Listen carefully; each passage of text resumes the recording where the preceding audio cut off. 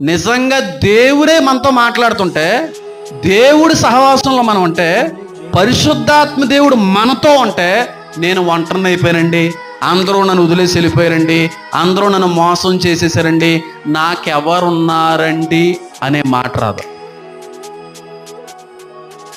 దేవుడు నీతో ఉండడం అనేది నిజమైతే నాకెవరున్నారండి అనే మాట రాదు.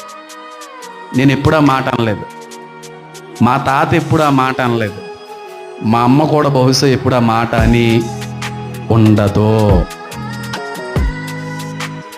నేను ఒంటరిని, నాకు ఎవరున్నారో అని అంటున్నావంటే నీ దగ్గర ఆయన లేనే లేడు. ఇది నిజం, మీరు నమ్మినా నమ్మకపోయినా. అసలు ఒంటరిగా ఉన్నామనే ఫీలింగ్ ఉండదండి. అసలు 1000 మంది మన చుట్టూ ఉన్నా